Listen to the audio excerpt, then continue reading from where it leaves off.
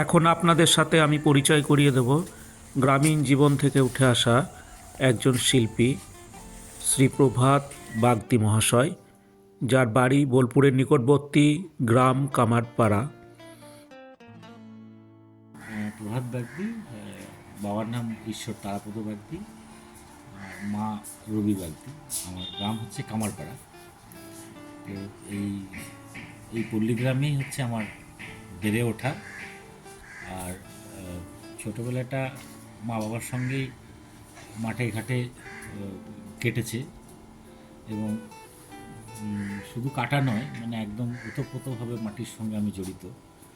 হ্যাঁ, যে সেই পুকুর পুকুর ধারে ক্যাঁকড়া ধরা থেকে শুরু করে, হ্যাঁ, গর্ত থেকে ধানের লোভে ইঁদুর বার করা, হ্যাঁ, এবং হচ্ছে যে সেই উই পোকার গর্ত থেকে তাদের বাসা ভেঙে সেইটা দিয়ে মাছের খাবার করে মাছ ধরা। তো এইরকম ভাবে আমার জীবন কাটে। এবং এখানকার মাটিও ভালো বুঝতে পারি যে মাটিতে পা দিলেই কোন মাটিতে পা বসে যেতে পারে, বা কোন মাটিটা পিচ্ছিল, বা কোন জল মাটিতে হেঁটে চলে যাওয়া যেতে পারে। হ্যাঁ, এইসবগুলোর মধ্যে দিয়েও অভ্যস্ত। তো যাই হোক, প্রকৃতিতে তো অনেক জিনিসই আছে, প্রকৃতির অকৃপণ দান যেগুলো আছে, যেগুলো আমরা সাধারণভাবে বলতে থাকি রূপ, রস, শব্দ, স্পর্শ, গন্ধ। সেই সেই দান, এবং তার মধ্যে থেকেই আমি কুড়িয়ে পাই, যেটা বা সংগ্রহ করে নিই আমার শিল্প রচনার উপকরণগুলোকে। হ্যাঁ, যেমন হয়তো ছোটোবেলাটা এইভাবেই কেটেছে যে মাটি, বাঁশ, খড়, তালপাতা, এইসব দিয়ে নানান ধরনের জিনিস আমি বানাতাম। হ্যাঁ, কাজেই এই নেশাটা আমার ছোটোর থেকে ছিল। তো তারপরেই মনে হয়েছিল যে না, এটা নিয়ে আমাকে তো কিছু করতে হবে বা জীবনে এগিয়ে যেতে হবে। তখন এইগুলো আমি খুঁজতে থাকি যে এইগুলো আমি আরও কীভাবে এটাকে তৈরি করতে পারি। যার জন্য মাঝে আমি খুব শোলা পিঠের, মানে যে শোলাগুলো জলের মধ্যে হতো সেই শোলার কাজগুলো আমি করতাম। সেখান থেকেও আবার ছবি আঁকাটা ছিলই আমার মধ্যে। কেননা ওই বললাম যে প্রকৃতির অকৃপণ দানের মধ্যে দিয়েও এখান থেকে অনেক রং পেতাম। এবং হচ্ছে যে মায়ের রান্নাঘরে তো হলুদ, মায়ের ব্যবহার করা আলতা তো ছিলই। হ্যাঁ, এগুলোই ছিল আমার ছবি আঁকার মূল একটা রং। তারপর এটা এইভাবেই চলতে থাকতো। তারপর আস্তে আস্তে যখন আমি সন্ধান পেলাম যে শান্তিনিকেতনে এইসব নিয়েও, শিল্প নিয়েও পড়াশুনো করা যায়, সেটা মিনিমাম একটা স্কুলের গণ্ডি পেরোনোর পর। তো যাক, সেটা আমার সৌভাগ্য যে আমার এটা একটা স্বপ্ন ছিল যে এইটাকে, শিল্প সাধনাটাকে, মানে এটাকে সাধনার আকারে নিয়ে যেতে, আমি শিল্পটাকে আগেই নিয়ে যেতে পারি। হ্যাঁ, তার জন্য সত্যি কথা বলতে গিয়ে একসময় আমার পড়াশুনোটা শুরু হয় বিশ্বভারতী পরিচালিত বিধিমুক্ত শিক্ষা কেন্দ্র থেকে। এবং সেখান থেকে আমাকে শান্তিনিকেতন ভ্রমণে নিয়ে যাওয়া হয়েছিল। এবং সেখানে দেখেছিলাম যে ঘুরতে ঘুরতে যে সেখানে বিভিন্ন ছেলেমেয়েরা বিভিন্ন জায়গাতে ছবি টবি আঁকছে। তখন আমার মনে হয়েছিল যে আমার কি কোনো যোগ্যতা নেই, যে আমাকে শান্তিনিকেতন আসতে পারবো না। তখন আমার এটা মনে হয়েছিল। তো আমি জানি না, এটা হয়তো অবছরে স্বয়ং রবীন্দ্রনাথ উপর থেকেই শুনেছিলেন এবং সেই সুযোগটা আমার করে দেন। এবং তার ফলে কী হয় যে আমি আবার প্রথমে ডিজাইনে ভর্তি হই 91-এ, 91 থেকে 93। তারপরে আবার ওখানে স্কাল্পচার নিয়ে গ্র্যাজুয়েশন এবং মাস্টার্স, ওইগুলো করি আমি। আর এই সবগুলোই করতে গিয়ে আমি যে শিল্পী হব, এই ভাবনাটা নিয়ে কিন্তু আমি শিল্প শিখতে যাইনি। আমি গেছিলাম সেখানে বিভিন্ন রকম টেকনিক শিখতে। যে শিক্ষাটা গ্রহণ করে এসে আমি আমার গ্রামের ছেলেমেয়েদেরকে আমি শেখাতে পারবো এবং একটা বড় ইউনিট তৈরি করতে পারবো, যে তাদের একটা কর্মসংস্থানের ব্যবস্থা হতে পারে। এই হচ্ছে আমার এই হচ্ছে স্বপ্ন, এই ছিলই আমার স্বপ্ন। যার জন্য হয়তো হয়তো এস্থেটিক্সের দিক দিয়ে সেরকমভাবে ছবিকে উন্নতির পথে নিয়ে যেতে গেলে, বা স্কাল্পচারকে উন্নতির পথে নিয়ে যেতে গেলে অনেকটা পড়াশুনো করা দরকার ছিল। হ্যাঁ, আমি যেটুকু করেছি তার থেকেও মনে হয়েছিল আরও কিছু করা দরকার ছিল। কিন্তু সেইটা আমি করেছি, যেটুকু শুনেছি মাস্টারমশাইদের কাছ থেকে বা যেটুকু পড়াশোনা করে জেনেছি তাতে হয়তো আমার এটা চলে যায়। এটাকে যদি আমি দীর্ঘায়িত করতে চাই তাহলে আমি মনে করি যে আমার আরও পড়াশোনা দরকার আছে। কিন্তু আমার অন্য দিকটাতে মনে হয়েছে যে আমি যে টেকনিকগুলোকে জানি সেই টেকনিকগুলোকে যদি গ্রামের ছেলেমেয়েদেরকে শেখাতে পারি এবং তারা যদি নিজেরা স্বনির্ভর হতে পারে, সেই চেষ্টার জন্য আমি ছোট্ট একটা স্টুডিও বানাই। হ্যাঁ, যে স্টুডিওটা বর্তমানে আপনি দেখতে পাচ্ছেন, হয়তো পরে ছবিও তুলবেন। তো এবং সেখানে আমি আমার কাজ চলতে থাকে এবং শুধু খালি আর শিল্প চর্চা করব, নিজের আনন্দের জন্য চর্চা করব, সেইটাতে হচ্ছে না। যদি এবার পেটে টান পড়ে যায় তখন সেটার দিক দিয়ে ধ্যান ধারণা করাটা একটু মুশকিল হয়ে যায়। তবে পাশাপাশি আমাকে দুই ধরনের কাজটা করে নিয়ে যেতে হয়। একটা পেট চালানোর কাজে নিয়ে যেতে হয়, আর একটা হচ্ছে আমার নিজের ভাবনাকে প্রকাশ করানোর জন্য একটা কাজে নিয়ে যেতে হয়। যার জন্য হয়তো অনেক মানুষই অপেক্ষা করে আছেন যে তার প্রভাতের একটা ভালো এক্সিবিশন দেখি বা একটা সোলো এক্সিবিশন দেখি। আমি সোলো এক্সিবিশন করতে পারিনি কারণের জন্য যে আমার নিজের সংসারটা চালাতে হয়, প্লাস হচ্ছে অনেক ছেলেমেয়েরা এখানে আঁকা শিখতে আসে এবং তাদের কাছ থেকে আমি কোনো পারিশ্রমিক নিই না, উপরন্তু তাদের সংসার চালানোর দায়িত্বটা আমাকে নিতে হয়। যার জন্য কি হয়, তাদের একটা মাসোহারা আমাকে এই কাজের মধ্য থেকে দিতে হয়, তারা ভালো কাজ করুক কি খারাপ কাজ করুক। হ্যাঁ, তো সেই চেষ্টা এখনও পর্যন্ত চলছে। এখন আমি জানি না কতদূর আগাতে পারবো, তবে আমি ইচ্ছা আছে যে ভবিষ্যতে একটা সোলো এক্সিবিশন করা। তবে গ্রুপ এক্সিবিশন আমি অনেক করেছি, যেটা এক সময় তো ছিল যে প্রত্যেক বছর 4টে করে এক্সিবিশন করতাম, কিন্তু এখন আর অতটা পেরে উঠি না। কিন্তু এখন 2-3টে এক্সিবিশন আমার বছরে হয়। আর কর্মজীবনে আপনি কি করেন একটু যদি বলেন? হ্যাঁ, এবার হচ্ছে আমার যেমন প্রত্যেকটা জিনিসেরই একটা জানার এবং জানানোর নেশা থাকে। যার জন্য কি হয়, আমার নিজের পড়াতে খুব ভালো লাগে। আর বাচ্চাদেরকেও, বিশেষ করে বাচ্চাদেরকে পড়াতে আমার নিজেরই খুব ভালো লাগে, বা বাচ্চাদেরকে শেখানোর জন্য যারা উদ্যোগী হন তাদের কাছেও আমার ভাবনাগুলো জানাতে ভীষণভাবে ইচ্ছে করে। তো সেই সুবাদে কিছু কিছু জায়গাতে আমাকে পড়ানোর জন্য ডাকেন। হ্যাঁ, বিশেষ করে বিএড কলেজগুলোতে, এবং সেইগুলোতে আমি মাঝে মাঝে পার্ট টাইম গেস্ট লেকচার হয়ে গিয়ে সেখানে গিয়ে একটু পড়িয়ে দিয়ে আসি। এই হচ্ছে পড়ানোর পার্টটা, আর হচ্ছে আমার কাজের মধ্যে দিয়ে আপনার কাজের ধরন যদি সম্পর্কে কিছু বলেন, মানে কি ধরনের কাজ করতে আপনি ভালোবাসেন, সেগুলো যদি দেখান আমাদের, সেটা আরও ভালো হবে। হ্যাঁ, সেটা আমি অবশ্যই দেখাবো। তবে আমি খুব ভাগ্যবান যে আমি যে সময় শান্তিনিকেতনে ছিলাম সেই সময় গিয়ে আমাদের সব ধরনের কাজ শেখার একটা সুযোগ ছিল। যাহলে কিন্তু আমি ডিজাইন তো ওখান থেকে শিখেছিলাম প্রথমে। তারপরে গিয়ে পেন্টিংও করতাম, আবার স্কাল্পচারও করতাম, গ্রাফিক্সও করতাম। তো এইগুলো কি হচ্ছে, আমাদের প্রত্যেকটা ডিপার্টমেন্টে গিয়ে গিয়ে আমরা নিজেরা এগুলো আমরা করতে পারতাম, আমরা গিয়ে শিখতে পারতাম। যার জন্য কি হয় যে এখন মোটামুটি সব ধরনের কাজটাই আমি করি যখন যেরকমভাবে প্রয়োজন হয়। কখনো পেন্টিং করছি, কখনো স্কাল্পচার করছি, কখনো ডিজাইন করছি। এই যেটা হচ্ছে যে সত্যি কথা বলতে অ্যাকচুয়ালি যেটা হচ্ছে যে মানুষের যেরকমভাবে চাহিদা থাকে বাজার অনুযায়ী, যেটা তো আমার একটু অর্থ আসবে। হ্যাঁ, তো সেইভাবে এখন কাজগুলো করে যায়। আর স্কাল্পচার মূলত আমার তৈরি হচ্ছে, যেটা হচ্ছে যে এখন তো বুঝতে পারছেন যে মানুষ এটা একটু একটু কম টাকাতে একটু ভালো কাজ পেতে চায়। বা তো দেখা গেল স্ট্রিট স্কাল্পচার যেগুলো রাস্তার মোড়ে মোড়ে বসে, সেগুলো তো একসময় হয় কংক্রিটে হতো, না হয় পাথরে হতো, না হয় মেটালে হতো। কিন্তু সেটার মেটালেও পাথরের মধ্য দিয়ে অনেকটা খরচা হয়ে যায়, মেটালেও অনেকটা খরচা হয়ে যায়, মেটাল চুরি হওয়ার ভয় থাকে। সেই জন্য তার একটা বিকল্প মাধ্যম এসেছে, সেটা হচ্ছে ফাইবার গ্লাস। তো আমরা এখন বেশিরভাগই কাজ হচ্ছে ফাইবার গ্লাসে করছি। আর উড কার্ভিং করতে আমার খুব ভালো লাগে, যার জন্য উড কার্ভিংও আমি খুব বেছে বেছে করি। যেটা হচ্ছে যে গাছগুলো বয়স হয়ে গেছে বা যে গাছগুলো মরে গেছে, হ্যাঁ, সেরকম গাছের আমি সন্ধান করি এবং বিভিন্ন জায়গা থেকে কালেকশনও করি, এবং সেই কাঠ নিয়ে এসে আমি কাজ করি। আমার খুব কষ্ট হয় যে গাছ কেটে মূর্তি বানানোর, এটা আমি করতে চাই না। যে কাজগুলো মরে গেছে, যেগুলো আর কোনো প্রাণ নেই, হ্যাঁ, কিন্তু তার একটা ম্যাটেরিয়ালস ভ্যালু আছে। তো সেই সেই সমস্ত কাঠগুলোকে নিয়ে এসে উড কার্ভিংও করি। আর এছাড়া ছোটো ছোটো আমার নিজের সোলো এক্সিবিশন করার জন্য কিছু মেটালের কাজও আমি করছি বর্তমানে।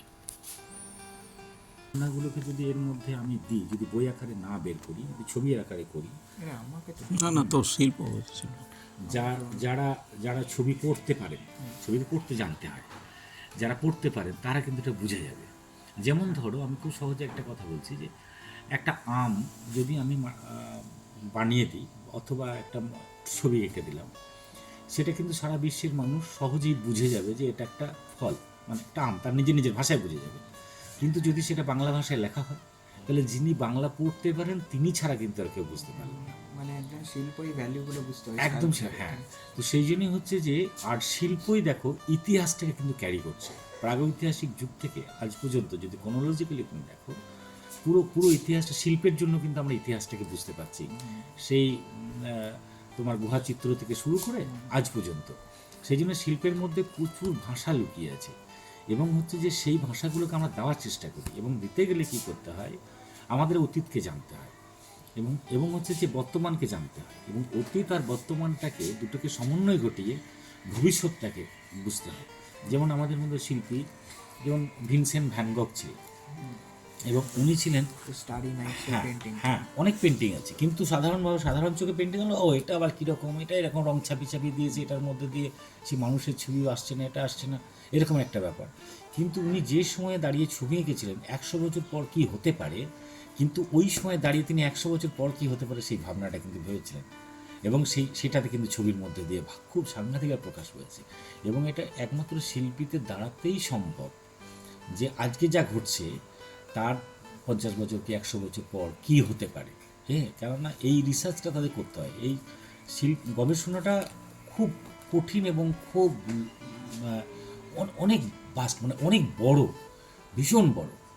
হ্যাঁ, এবং সেই জন্য হচ্ছে যে শিল্পের, তুমি দেখবে যে শিল্পের কোনো দিন মানে এর নির্দিষ্ট করে অর্থ দিয়ে এর ভ্যালুটা নির্বাচন করা যায় না। হ্যাঁ, কেননা এই যে এই ভাবনার জন্য যেটা আমরা ডুবছি, ধরো আজকে আমি কিছু না হলো, আজকে 9 বছর পড়াশোনা করলাম, 9 বছর পড়াশোনাতে ধরো আমি যদি স্টুডেন্ট হিসেবে ভালো হতাম, আমি ডাক্তারি করতে পারতাম।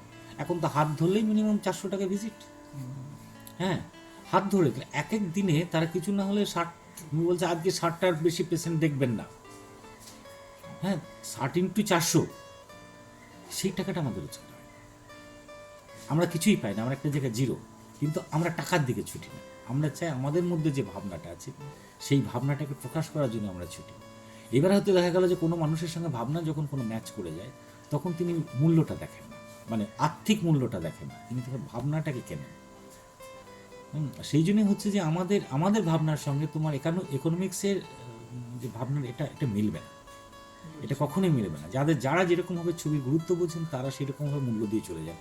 কোনো মানুষ গুরুত্বই বুঝলেন না। আমি হয়তো কাউকে বললাম এই একটা ছোটো কাজ, সেটা 10,000 টাকা দেবেন, 10,000 টাকা, এর মধ্যে কী আছে 10,000 টাকা? আবার যিনি বুঝছেন, হ্যাঁ, তিনি কোনো কথাই বললেন না। হ্যাঁ, তিনি বললো যে ঠিক আছে, যে আমি আপনাকে 5 লাখের বেশি আর দিতে পারছি না, আমার এইটুকু সমর্থ। যিনি বোঝেন তিনি বললেন যে আমার ইচ্ছে রয়েছে খুব, আমি আপনাকে 5 লাখের বেশি দিতে পারছি না। আর যারা কিছু মানুষ হয়তো বললেন এটা 10,000 টাকা দাম, ভাবি এর মধ্যে সেটা কি, এই তো এইটুকু একটা ম্যাটার। তো আমাদের ভ্যালুটা এরকম ভালো হয়। তবে এই আপনাদের এই প্রচার মাধ্যমের মধ্যে একটা জিনিস বার্তা আমি পৌঁছে দিতে চাই, যদি এটা ঠিক ঠিক জায়গাতে মানুষ পৌঁছায়। আজকের দিনে আমাদের বেঁচে থাকার জন্য কাজ করতে গেলে, বিশেষ করে সরকারি কাজ পেতে গেলে আমাদের অনেকটা ট্যাক্সের আওতায় করতে হয়। বিশেষ করে যদি আমরা জিএসটি না করি, আমরা যদি ইনকাম ট্যাক্সে ফাইল না করি, তাহলে আমাদের কাজ সেখানে গ্রাহ্য হবে না। তো সেই জন্য কী হয় যে তার জন্য টেন্ডারে আমাদেরকে ফেলতে হয়, কিন্তু টেন্ডার ফেলতে গিয়েও সেখানেও আমাদের কম্পিটিশন হয়ে যায়। যে কম্পিটিশনটা হচ্ছে, যারা কনস্ট্রাকশনের কাজ করছে তারাও টেন্ডার ফেলেন, এবং তারাও এই টেন্ডারগুলোকে যা এখানে নিয়ম হচ্ছে, যে বেশি কম রেট দেবে সে ওই টেন্ডারটা, সেই কাজটা পেয়ে যাবে। কিন্তু দেখা যায় যে তারা আমাদের থেকে অনেক কম রেট দিয়ে দেন, এবং বেশিরভাগই কাজ তাদের হাতে চলে যায়, এবং সেই কাজগুলোকে যে কোনো মানুষকে দিয়েই করে নেয়। শুধু তারা দেখা গেল যে রবীন্দ্রনাথের তো মূর্তি বানাচ্ছেন, কিন্তু রবীন্দ্রনাথের মূর্তির মধ্যে ওরা ভেবে নেয় যে দাড়ি থাকলেই হয়ে গেল, আর নাকটা একটা থাকলেই হয়ে গেল। কিন্তু তার যে ভাব দর্শন, সেটাকে যে ফুটিয়ে তোলার একটা কাজ থাকে একটা শিল্পীদের, সেটার দিকে নজর থাকে না। এটা কম টাকায় হয়েছিল। হ্যাঁ, কাজেই ওইভাবে কাজ বেরিয়ে, কারণ তাদের সঙ্গে ব্যালেন্স করার জন্য আমাদেরকে বেঁচে থাকার জন্য আমাদের কাজের আমাদেরও যেটা মূল্য হওয়া দরকার তার থেকে আমাদের অনেকটা নিচে নেমে আসতে হয়। এবং সেই জায়গা থেকে আমাদেরকেও এখানে 18% কি 12% ট্যাক্স আমাদেরকে সরকারকে দিতে হয়। এবং সেটা অ্যাকচুয়ালি যে যখন আমাদের একটা কাজের রেট হচ্ছে তখন সেই টাকা অনুযায়ী তারা কাজটা বুঝে নিচ্ছে। দ্বিতীয়ত হচ্ছে যে আমাদের এই ট্যাক্স ফাইল করতে গিয়ে সেখানেও একটা টাকা চলে যায়। এবার হচ্ছে আমাদের যেহেতু হিউজ কাজ থাকে না, আমরা বছরে একটা কি দুটো কাজ পাই, তার জন্য কিন্তু আমাকে একজন অ্যাকাউন্টসকে পুষতে হচ্ছে, মানে যেটা আমাদের খুবই কষ্টকর ব্যাপার, যে মাসে তাকে একটা অনারিয়াম দিয়ে আমাকে একজন অ্যাকাউন্টসকে পুষতে হচ্ছে, এবং সেটা তো আমাদের চলে যায়। কাজে একটা কাজ করে আমরা যে একটা কোন জায়গাতে বিক্রি করব এটা আমরা ভেবে পাই না। এখন তো আবার নতুন নিয়ম হয়েছে যে শুধু খেলে জিএসটি এটা থাকলেও হবে না, একটা কাজকে কোনো জায়গায় ইনস্টল করতে গেলে বোধহয় আরেকটা কি নতুন একটা কি নিয়ম একটা বেরিয়েছে। তাহলে এখন মনে হচ্ছে আমাদের এই সমস্ত কাজগুলোকে ছেড়ে দিয়ে আমাদের মনে হচ্ছে রাস্তায় রাস্তায় ভিক্ষে করা দরকার আছে। সেই পর্যায়ে শিল্পীদের এখন জায়গাটা এসে গেছে। আর শিল্পীরা কখনো এই সমস্ত জিনিস নিয়ে মাথা ঘামায় না। মাথা যখন ঘামাবো তখন হচ্ছে আমার ক্রিয়েটিভিটি নষ্ট হবে। হ্যাঁ, কিন্তু সেই জায়গাটা একটু প্রত্যেকটা মানুষের এটা ভাবা দরকার আছে।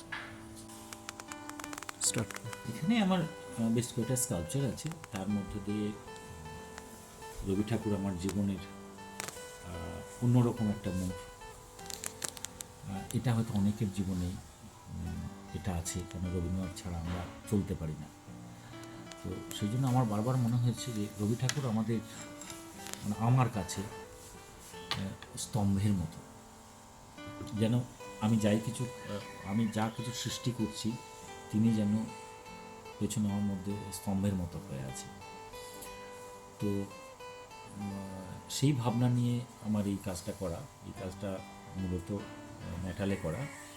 এবং এখানে দেখতে পাচ্ছেন যে অনেক মানুষজন হাঁটাচলা করছে, হাঁটছে, চলছে। এবং যদি আমরা স্কাল্পচারের ক্ষেত্রে সব দিকটা ঘুরিয়ে দেখতে হয়, যদি আমি আস্তে আস্তে সেটাকে ঘোরাই, হ্যাঁ, তখন দেখা যাবে পেছন দিক দিয়েও মানুষজন যাচ্ছে। এবং উনি প্রকৃতিকে প্রচণ্ড ভালোবাসতেন, এবং সেই প্রকৃতির কিছু মোটিভস আমি এর মধ্যে দিয়ে তুলে ধরার চেষ্টা করেছি।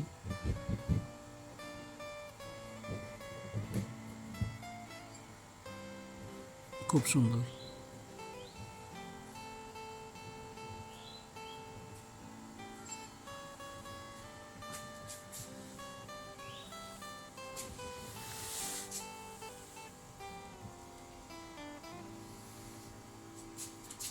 আরেকটা জিনিস, যে আরেকটা এরকম একটা মূর্তি আমি তৈরি করেছি, এটা আমি একটু সরিয়ে নিচ্ছি, আমি ঠিক আরেকটা আছে, ঠিক। মূর্তিকে ওখানে বসাচ্ছি।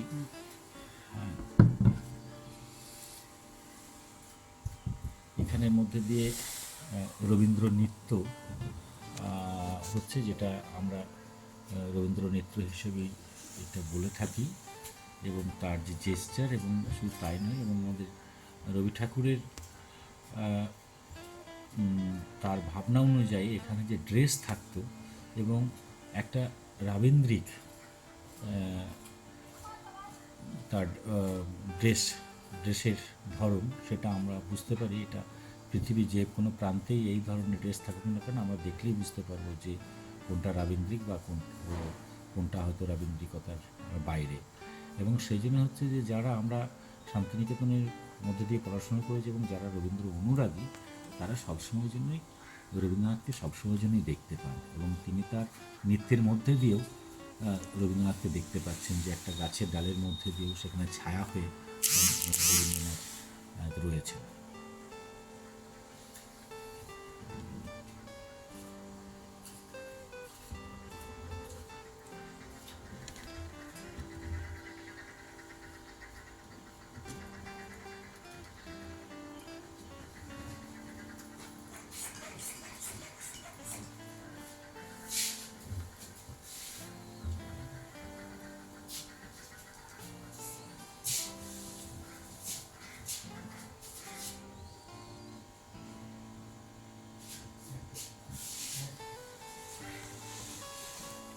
আর এগুলো সম্পর্কে দু চার কথা বলুন।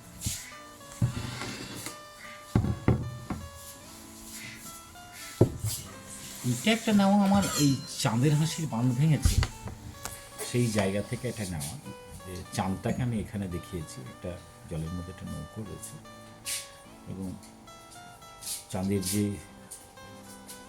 উজ্জ্বলতা এবং তার যে জ্যোতি মনকে অনেক দূর পর্যন্ত নিয়ে চলে যায়। হ্যাঁ, তো সেটা আকাশ থেকে চাঁদটা এমনভাবে বেরিয়েছে যেন তার বাঁধ ভেঙে, বাঁধ ছাপিয়ে সে যেন বাইরে বেরিয়ে যাচ্ছে। ঠিক, আর একটা দেখছি ওদিকে আছে।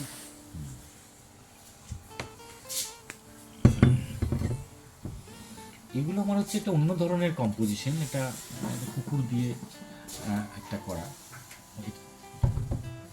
এটা এটা হোক, এটা একটা কুকুর দিয়ে করা। একজন কুকুর তার দুই কুকুরের মধ্যে দিয়ে একটা কথোপকথন ঠিক, তাদের এরকম মধ্যে আমরা দিয়ে দেখতে পাই। হ্যাঁ হ্যাঁ, এরকম একটা ব্যাপার হচ্ছে, সেটার উপরে একটা কম্পোজিশন করা এবং এটা বিশেষ করে মোমের পাত দিয়ে করে সেটা পরবর্তীকালে আমি মেটালে ট্রান্সফার করেছি। এখানে এগুলো একটা- তাহলে সবই ব্রঞ্জ হ্যাঁ, দিয়ে তৈরি। হ্যাঁ, এখানে একটা ছোট কাজ যেটা ওই মোমের পাত দিয়ে করে এটা। এটা যদি একটু ইনার মিনিংটা বলেন। ইনার মিনিং সেই অর্থে কিছু থাকে না, মানে যখন আমাদের একটা বয়স যখন হয়ে যায় আচ্ছা, তখন আমরা হাঁটু মুড়িয়ে বসি এবং হাঁটু দুটোকে জড়িয়ে ধরে আমরা বসতে একটু ভালোবাসি। আচ্ছা, তারই একটা রূপ এবং কত সহজ পদ্ধতিতে ওইটা দেওয়া যায়, করা যায়। হ্যাঁ, সেটা আমি এটার মধ্যে দিয়ে চেষ্টা করেছি ঠিক। এবং এই পদ্ধতিতে কাজ করেছিলেন আমাদের সোমনাথবাবু। সোমনাথদা প্রথম কাজ করেছিলেন এরকম ধরনের, তারপর থেকে উনি গত হওয়ার পর থেকে আমার মনে হয়েছিল যেন আমি যদি তার পরের অংশটা ধরতে পারি, চেষ্টা করেছি সেই। খুব সুন্দর হয়েছে।